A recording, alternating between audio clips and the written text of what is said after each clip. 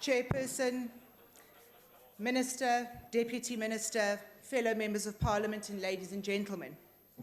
The Department of Public Enterprises was originally established as a catalyst for privatisation or semi-privatisation of our state-owned entities. And this fact was explained in great detail by Minister Brown in response to a question I once asked her in a portfolio committee. What we have seen, however, is a complete change in policy and ideology from the governing party, and the very mention of the word privatisation is now viewed as a swear word. What is disturbing is the fact that we are, in fact, seeing a form of privatisation of our state-owned entities. It's just that it's being done in an underhanded and reprehensible fashion by allowing a certain family with the surname Gupta to take control, gain tenders and contracts in all our major state-owned entities. The complete politicisation of state-owned entities by the deployment of cadres has become a growing trend that affects our state-owned entities, which only further serves to compound the financial pressures experienced by these sectors for self-interest. There is growing evidence to suggest that the number of state-owned entities that have been captured by the Guptas, with the family allegedly influencing not only ministerial appointments, but also appointments within SOEs themselves. In light of the mounting allegations of influence and interference by this family, I have requested that the Portfolio Committee of Public Enterprises urgently summons the Guptas according to the rules of Parliament, so that a process of inquiry can begin into the capture of state-owned entities by the Guptas. Media reports indicated that former Eskom chairperson Zola Tsotsi had a forced resignation, and it was allegedly orchestrated by the Guptas as a result of him not playing the game. This was after Tsotsi informed Guptas that he could not grant them exclusivity over certain Eskom contracts. The allegations by Tsotsi follow a number of similar accusations that have come to light. For example, the claim by former Minister of Public Enterprises Barbara Hogan that she was placed under immense pressure to meet with the Guptas and they wanted Indian airline, Jet Airlines, the airline responsible for landing the Gupta's wedding plane, just for your information, at Waterkloof Air Base, to have a stake in South Africa. Hogan was replaced by then Minister Malusi Gigaba, who is known to have attended the Gupta wedding in 2013, and my colleague, Hanif Hussain, has also revealed a very worrying trend with Minister Gigaba in the Home Affairs Department. Hogan's claim was in support of the allegations by former senior ANC MP, and I note that term, senior, Faiki Mentor, that she had been offered the position of Minister of Public Enterprise on condition that she drop the SAA route to India and give it to Jet Airlines instead. The allegations by former SAA chairperson, Vuyisile Kona, that he was offered 500,000 rand by the Gupta family in 2012 to secure his cooperation with them is also worrying. Eskom CEO Brian Molefe has also been linked to the Gupta family and has admitted visiting them in Saxonwold. Gupta-owned Tegeta Exploration has recently secured a very lucrative contract to supply Eskom coal to power stations. These allegations necessitate an urgent investigation into the Guptas linked to SOEs by the Portfolio Committee.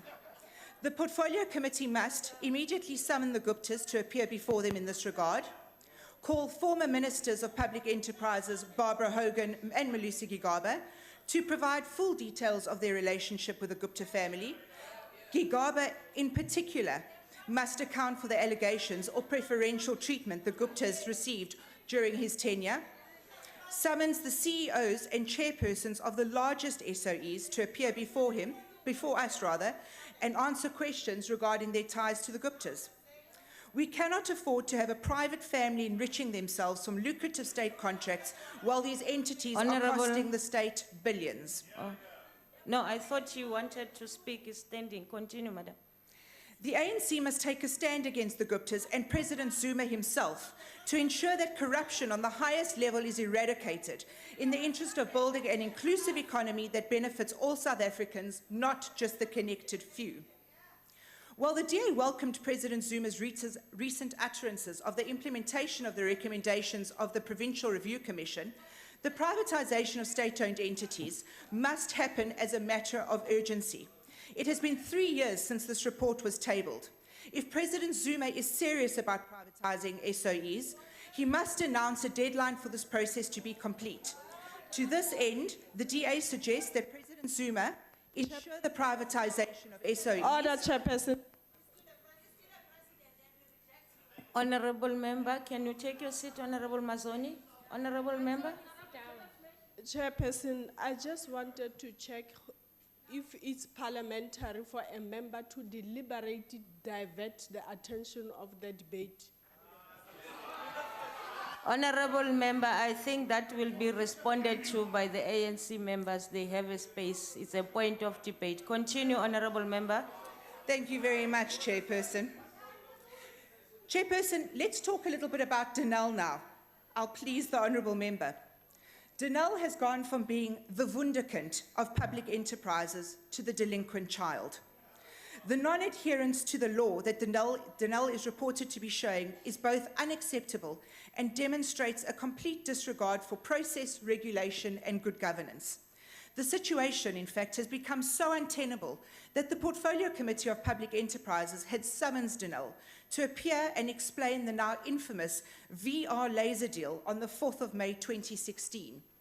In response to a question handed in by my colleague, Honourable Murray, it has now come to light that Denel did not apply for the conventional arms permit as envisaged by the Act. This is unacceptable. The deal has also not been approved by Minister Brown or the Minister of Finance, Pravin Gordhan, as is required by the PMFA. In the absence of Denel's permanent chief executive, chief financial officer and company secretary, all of three who are on suspension, there is a strong suspicion that they were removed to clear a path for this deal.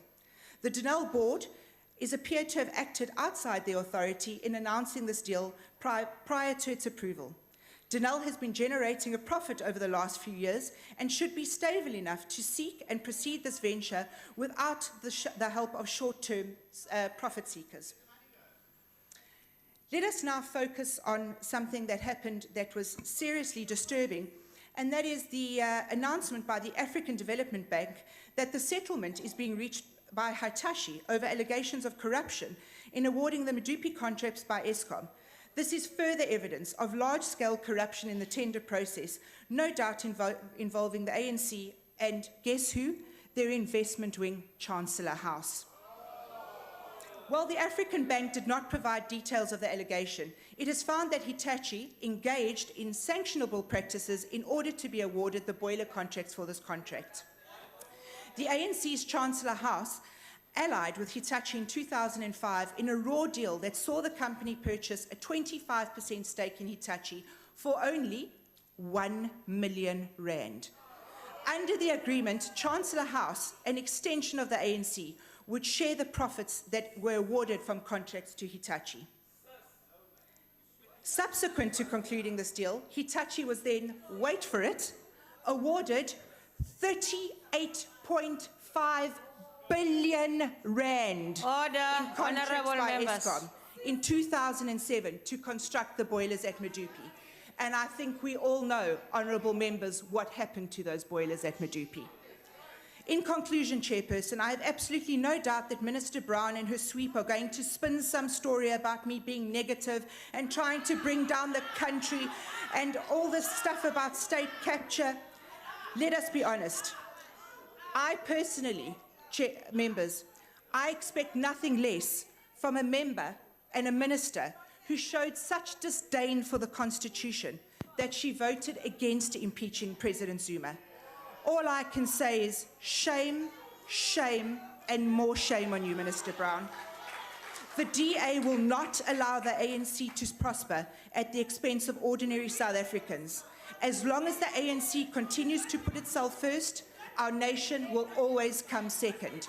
The DA will not support this budget. Thank you. Honourable